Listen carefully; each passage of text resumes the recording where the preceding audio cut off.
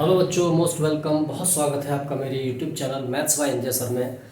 आज मैं आपको एप्लीकेशंस ऑफ ट्रिग्नोमेट्री का और अच्छा क्वेश्चन बताने वाला हूँ। इसको हम लोग हाइट एंड डिस्टेंस भी बोलते हैं। कुछ बुक्स में हाइट एंड डिस्टेंस लिखा है, कहीं कहीं एप्लीकेशंस ऑफ ट्रिग्नोमेट्री लिखा हुआ है। ठीक है ना। तो चलो, पहला ये क्वेश्चन है कि टू पिलर्स, तो पिलर है बच्चों और बीच रोड में रोड के एक इस तरफ खड़ा, एक इस तरफ खड़ा है, इक्वल हाइट्स है दोनों की। देखो फिगर इमेजिन करो, ये एक रोड है, इसकी ब्रेड्थ जो है वो 100 मीटर है बच्चों, गिवन है। देखो इसमें है ना, थोड़ा और बढ़ा लेते हैं फिगर को, समझ में आया। अब इक्वल हाइट है ये भी, और यहां जो दूसरा पिलर खड़ा है वो दूसरा पिलर की भी हाइट्स दोनों की कैसी हैं, इक्वल है। एक है पिलर आपका ए बी और दूसरा पिलर है आपका सी डी। ठीक, ये आप पढ़ेंगे, क्वेश्चन लिखा हुआ है, मैं आपको फिगर बता रहा हूं।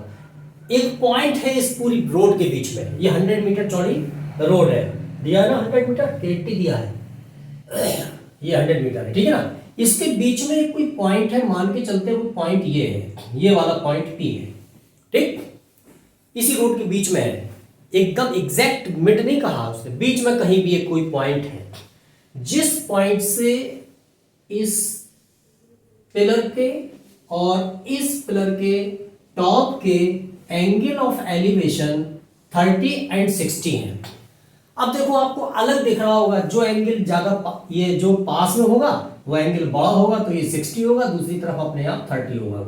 इसमें कोई भी टेक्निकल वो नहीं है कि कौन सा 30 ले लें, कौन सा 60 ले लें। जो इसके परपेंडिकुलर के पास हो वो 60 बड़ा होगा, जो परपेंडिकुलर से दूर हो वो कम होगा, तो वो एक 30 एक 60 हो जाएगा। ठीक है। अब इनके बीच की डिस्टेंस कितनी है, 100 है बच्चों। ये वाली हम साइड ले लेते हैं x, ये हाइट इक्वल है, जितनी इसकी है उतनी इसकी, और इसको ले लेते हैं हम y, यहां से यहां तक। ठीक है ना, यहां से यहां तक x, यहां से यहां तक y।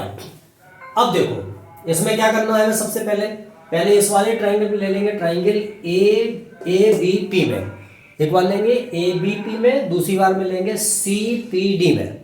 तो एक बार लेंगे एंगल ए पी बी, यहां से स्टार्ट करते हैं सॉल्यूशन। ठीक है ना, देखो ध्यान से, तो बहुत सिंपल है। अगर आपने फिगर बना लिया तो फिर आपके लिए क्वेश्चन कोई बड़ी चीज नहीं है, फिगर इंपॉर्टेंट है। फिगर कैसे समझ में आएगा, जब तक आप किसी क्वेश्चन को 2 से 3 बार 4 बार नहीं लगाओगे तब तक आपको फिगर समझ में नहीं आएगा। ठीक है ना, तो इसलिए प्रैक्टिस करना है बच्चों। तो सबसे पहले लेते हैं in triangle A P B, in triangle A P B. इसमें देखो हमें एच की बात की जा रही है, यानी कि परपेंडिकुलर की, और बेस की। परपेंडिकुलर बेस किसमें होता है बच्चों, 10 में। तो इसमें ले लेंगे 10 60 इज इक्वल टू 60, ये रेफरेंस एंगल, तो परपेंडिकुलर ये हो गया, तो h upon x, h upon x। अब 10 60 की वैल्यू कितनी है बताओ, √3 होती है, upon 1 is equal to h upon x। हम यहाँ से किसकी वैल्यू निकाले हैं, x की वैल्यू निकाले हैं, तो यहाँ से x इज इक्वल टू आ जाएगा h अपॉन √3। x का यहाँ मल्टीप्लाई होगा, √3x इक्वल टू h, तो x is equal to h upon √3। समझ में आया। इसको ऐसे भी लिख सकते हो, √3 upon 1 is equal to h upon x, और √3x is equal to h। ठीक है ना, ये आया। अब यहां से x की वैल्यू निकालेंगे तो √3 नीचे पहुंच जाएगा, ये आ गया। ठीक, ये आ गई x की वैल्यू आपको, किससे, इस वाले इक्वेशन से। अब इस वाले इक्वेशन में आओ, इस वाले ट्राइंगल में आओ। Now in triangle PCD 10 30 is equal to perpendicular upon base y है। ठीक है ना, तो इसमें लगा देंगे 10 30 is equal to perpendicular upon base y। 10 30 की वैल्यू कितनी होती है, 1 अपॉन √3 होती है, और ये h अपॉन y हो जाएगा।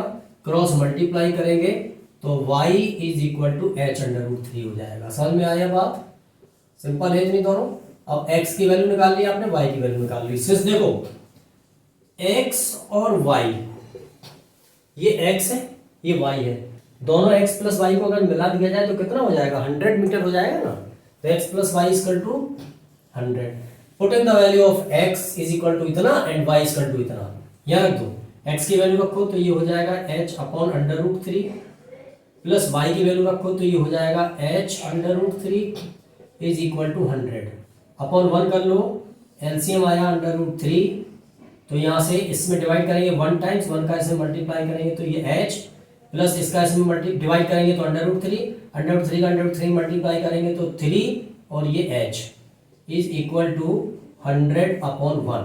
देखो ये 4h हो गया, 4h अपॉन, चाहे इसका अंडर मल्टीप्लाई कर दो √3 का इसमें, तो क्या आ जाएगा आपके पास, देखो आपके पास आया 4h, ऐड कर दिया 3h और 1h, 4h is equal to 100 √3 is equal to 100 √3।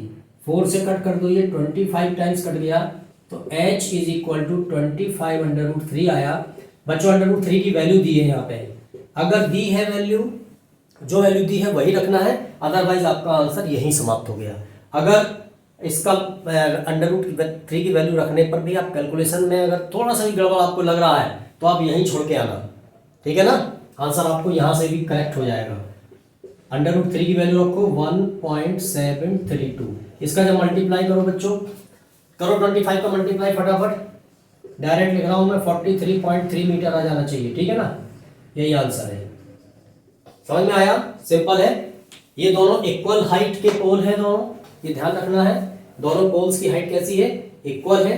ये 100 मीटर चौड़ी रोड है, इसके बीच में कहीं पॉइंट है, इस पॉइंट से इन दोनों पोल्स के एंगल ऑफ एलिवेशन टॉप के 60 एंड 30 है, जो पास होगा वो 6 बड़ा हो जाएगा, जो दूर होगा परपेंडिकुलर से वो छोटा हो जाएगा।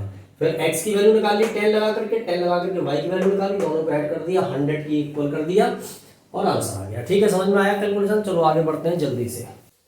देखो बच्चों, अब एक क्वेश्चन है कि the angle of elevation of an aeroplane from a point on the ground is 60 degree. एक पॉइंट है कोई, और उस पॉइंट से किसी एरोप्लेन यहाँ कहीं फ्लाई कर रहा होगा, इस पॉइंट पर एंगल ऑफ एलिवेशन कितना है, ये आपका 60 डिग्री है। ये वाला एंगल 60 डिग्री है यहाँ पर, इस पॉइंट पर, और ये पॉइंट है ऑन द ग्राउंड P, ये ले लिया अपन ने एक, यहाँ पर वो इस किसी टाइम पर है, यहाँ से उसका एंगल ऑफ एलिवेशन 60 है। अब 15 मिनट क्या किया उसने, 15 सेकंड तक उसने फ्लाई किया, पैरेलल करेगा अर्थ के, तो फ्लाई करने के बाद जो एंगल ऑफ एलिवेशन उसका हो गया वो कितना हो गया, 30 डिग्री हो गया। अब यहां तो आएगा नहीं, यहां आएगा तो एंगल बढ़ेगा, तो वो यहां को गया, ऐसा गया, ऐसा जाकर के किसी पॉइंट पर पहुंचा, और इस पॉइंट से जब एंगल ऑफ एलिवेशन लिया गया इसका, तो ये 30 हो गया। ये वाला एंगल कितना है, ये 30 हो गया, ये वाला 60 है, इसको इरेज करके यहाँ लिख देते हैं, ये 60 है और ये वाला 30 है। अब वो कह रहा है ये यहां से यहां तक कितने टाइम लगा उसको, 15 सेकंड लगा टाइम, 15 सेकंड तक यहां से यहां तक उड़ गया वो। अब अगर ये डिस्टेंस ऑन द ग्राउंड लिया जाए, ये अपन x ले लेते हैं और ये वाली डिस्टेंस y ले लेते हैं, ठीक है ना। P A, ये B, ये C, ये D, समझ में आ गया इतना। और ये हाइट जो है उसकी h, ये है आपकी 1500 √3, तो ऐसा ही ये वाली हाइट भी हो जाएगी, ये भी इतनी हो जाएगी, ये भी हो जाएगी 1500 √3। ये दोनों हाइट है। फिगर बनने से समझ में आया। अब देखो सबसे पहले लेंगे हम एंगल, ट्रायंगल PAD में। सॉल्यूशन की तरफ चलते हैं। इन ट्रायंगल PAD, अभी तो PAD कौन सा है, ये PAD है ना, ये वाला ट्रायंगल। इस ट्रायंगल में एंगल कौन सा लगेगा, ये 60 वाला लगेगा, तो tan 60 इसमें ले लेंगे हम लोग। tan 60 इज इक्वल टू, ये एंगल है तो ये परपेंडिकुलर हो गया, perpendicular upon base, perpendicular AD upon base x। अब tan 60 की वैल्यू होती है √3 अपॉन 1, और AD की वैल्यू है, AD हाइट है, तो ये हो गया 1500 √3 और अपॉन x। देखो बच्चों, x √3 से √3 कैंसिल आउट, x का मल्टीप्लाई करेंगे तो x is equal to 1500 metre, ये आ गई डिस्टेंस, x की वैल्यू आ गई, ठीक है ना। अगर x की वैल्यू निकालना है तो x की वैल्यू आ गई। अब ले लेंगे हम ट्राइंगल PBC, ये ट्राइंगल, भाई दो एंगल है, एक 60 है, 60 का काम खत्म हो गया। अब 30 वाला काम देखेंगे, 30 वाला एंगल कहाँ है, PBC में है। नाउ इन ट्राइंगल PBC, इसमें हम लेंगे कितना 1030 ये वाला 1030 equal to perpendicular upon base यहां से यहां तक, क्योंकि 30 एंगल यहीं से शुरू हुआ है ना ये इतना, तो बेस पीबी होगा। तो 1030 is equal to BC upon PB, BC upon PB. अब देखो 1030 की वैल्यू कितनी है 1030 की वैल्यू होती है 1/√3 इज इक्वल टू बीसी कितनी है 1500√3 और पीबी कितना है x प्लस वाई। अब देखो क्रॉस मल्टीप्लाई करेंगे, इसका इसमें करेंगे, इसका x प्लस वाई का 1 में करेंगे, तो ये हो जाएगा आपका x plus y is equal to √3 का 1500 √3 करेंगे, जब √3 का √3 मल्टीप्लाई होगा तो 3 हो गया, और 15 का मल्टीप्लाई जब हो जाएगा 1500 का तो ये हो जाएगा 4500। ठीक, ये equation second. Putting the value of x is equal to 1500 from first in second, first से उठा करके ये फर्स्ट इक्वेशन, यहां से x की वैल्यू 1500 यहां रख दो बच्चों, देखो ये वाली वैल्यू यहां रख देना, आपको रख दो, तो कितना हो जाएगा 1500 plus y is equal to 4500। तो y इज इक्वल टू इस वाली टर्म को उठा करके वहां ले जाएंगे तो सब्ट्रैक्ट हो जाएगा 4500 माइनस ये प्लस का है वहां जाके माइनस हो गया 1500, कितना बच गया ये 3000 मीटर। ये क्या आ गई, ये डिस्टेंस आ गई इसकी यहां से लेकर के यहां तक, यानी कि y आ गई, जितनी y है उतनी dc है। अब देखो तो स्पीड निकालना है आपको, since speed is equal to क्या होता है डिस्टेंस अपॉन टाइम होता है ना, तो डिस्टेंस कितनी है cd और टाइम कितना है 15 सेकेंड। तो देखो cd की वैल्यू कितनी आ गई, यही तो आ गई y, यही तो है y की वैल्यू भी आ गई 3000, तो ये हो गई 3000 अपॉन 15। अब ये आया मीटर पर सेकंड में, क्यों, क्योंकि ये मीटर में आंसर निकला है और सेकंड में टाइम गिवन है, ठीक है ना, तो मीटर पर सेकंड में ये टाइम आया, 15 से कट कर दो, 15 टू द 30 200 मीटर पर सेकंड ये टाइम आ गया आपका, वो स्पीड आ गई। अब इस स्पीड को आपको किलोमीटर पर आवर में बनाना, तो देखो इसी 200 में अगर हम 18/5 का मल्टीप्लाई कर दें तो ये किलोमीटर पर आवर बन जाता है। ये आपको पता है नहीं पता, बता रहा हूं मैं, जब भी मीटर पर सेकंड को आपको किलोमीटर पर आवर में अगर कन्वर्ट करना है तो क्या करना पड़ेगा 18/5 का मल्टीप्लाई करना पड़ेगा, ठीक है ना। इसमें मीटर पर सेकंड में 18/5 का मल्टीप्लाई कर दोगे किलोमीटर पर आवर बन जाएगा। कैसे बन जाता है, बहुत सिंपल है कि मीटर को क्या बनाएंगे किलोमीटर बनाएंगे और सेकंड को वो बनाएंगे आर बनाएंगे, तो इस तरह से हो जाता है। ये बता चुका हूं मैं कई बार, लेकिन फिर भी समझ लेते हैं यहाँ पे कि कैसे हो जाता है। देखो जैसे 1 किलोमीटर पर आवर है, इसको हमें मीटर पर सेकंड में बनाना है, तो 1 किलोमीटर में कितने मीटर होते हैं 1000, और आर में 60 मिनट होते हैं और 1 मिनट में 60 सेकंड होते हैं। 0 0 से कैंसिल हो गए 2 0, 2 से कट कर दो ये 5 हो गए, 2 से कट कर दो 3, 6 3 जा 18, तो ये 5/18 का मल्टीप्लाई हो गया कब, जब हम किलोमीटर पर आवर से मीटर पर सेकंड बनाएंगे। ये क्या बन गया मीटर पर सेकंड, और जब मीटर पर सेकंड से किलोमीटर पर आवर बनाएंगे तो 18/5 का मल्टीप्लाई कर देंगे, इसलिए मैंने 18/5 का मल्टीप्लाई किया, ठीक है ना। अब इस 5 से कट कर दो, 5 1 जा 5, 5 4 जा इतना, 18 4 जा कितना हो गया 720 किलोमीटर पर आवर में ये स्पीड आ गई, ठीक है ना। चलो अब नेक्स्ट क्वेश्चन देते हैं।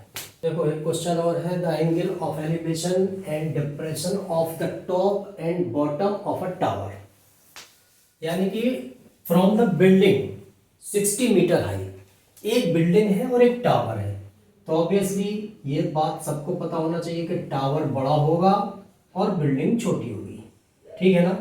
तो ये हमने एक बिल्डिंग ले ली, बिल्डिंग है हमारी AB जो कि 60 मीटर हाई है, दे रहा है 60 मीटर हाई बिल्डिंग।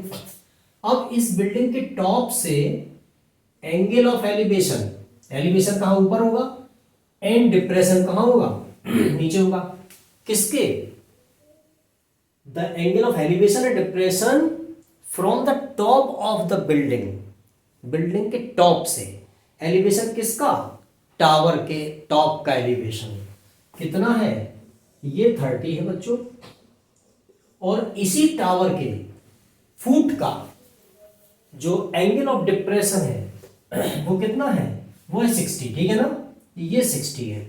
तो देखो अगर ये 60 हुआ तो ये भी 60 हो जाएगा, क्योंकि ये दोनों अल्टरनेट एंगल्स होते हैं, अल्टरनेट एंगल्स इक्वल होते हैं क्योंकि सब पैरेलल होती है, ये इसके पैरेलल और ये परपेंडिकुलर, ठीक है ना, और ये आपस में पैरेलल।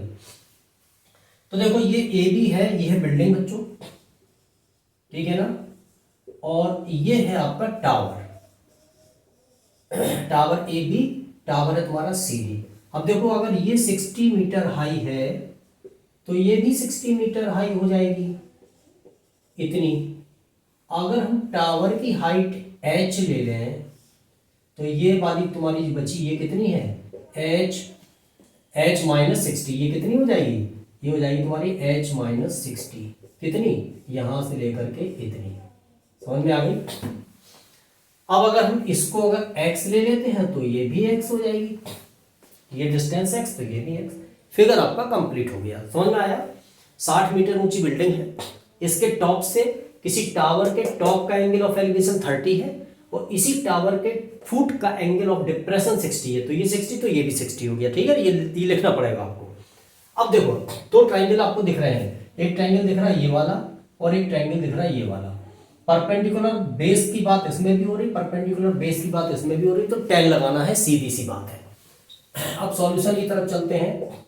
तो सबसे पहले इन ट्राइंगल इसी में ले लेते हैं, ट्राइंगल ए सी बी ये वाला, tan 60 इक्वल टू इतने अपॉन इतने, ट्राइंगल बी ए सी, इसमें अगर हम ले लेते हैं tan 60 तो tan 60 is equal to A B upon A C, A B upon A C. tan 60 की वैल्यू कितनी होती है, √3 होती है, और ए बी की वैल्यू कितनी है, 60 है, ठीक है ना, और ए सी की वैल्यू कितनी है, x है।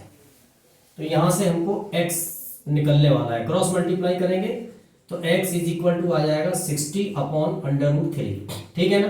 अब √3 नीचे लिखा नहीं जाता है, इसलिए इसको रेशनलाइज कर लेंगे, √3 का नीचे ऊपर मल्टीप्लाई कर लेंगे, यानी न्यूमरेटर और डिनोमिनेटर में, तो ये हो जाएगा 60 √3 अपॉन ये हो जाएगा 3, √3 का √3 मल्टीप्लाई करेंगे तो 3 हो जाएगा, इस 3 से ये कट जाएगा 20 टाइम्स, तो x इज इक्वल टू आया आपका 20 √3 मीटर, ये आपकी x की वैल्यू आ गई, ठीक है ना। अब हम निकालते हैं इसमें y की वैल्यू, वो y की वैल्यू अब यहाँ पे हम निकालते हैं, इस वाले h की वैल्यू निकालना हमको, क्योंकि दोनों चीजें निकालना, हाइट भी निकालना डिस्टेंस भी निकालना, ठीक है ना।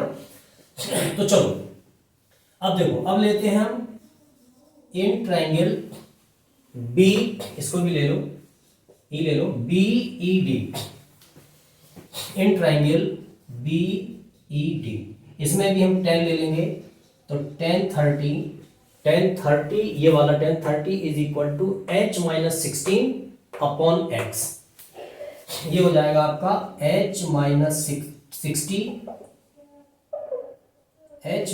60 अपॉन x।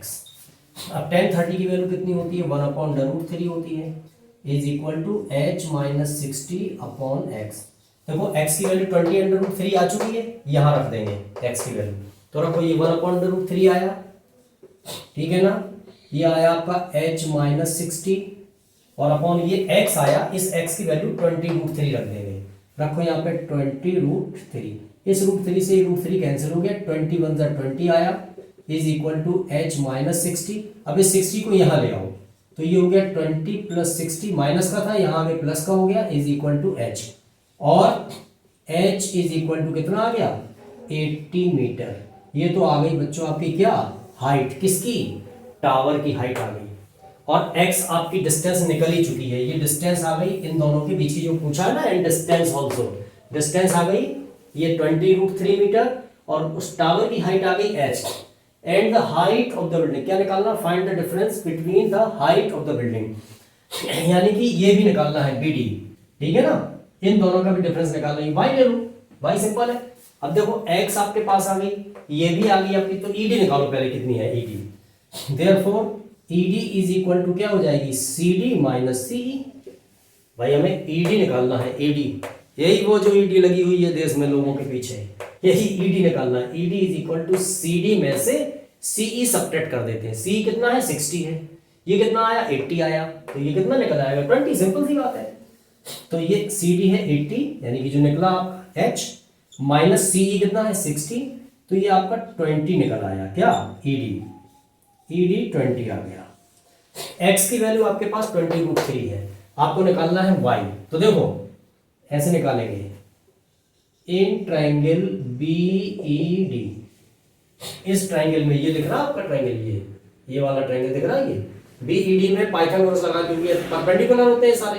तो अगर ये निकालना है y square is equal to ED square plus BE square, क्या लगेगा y square is equal to DE square plus x square.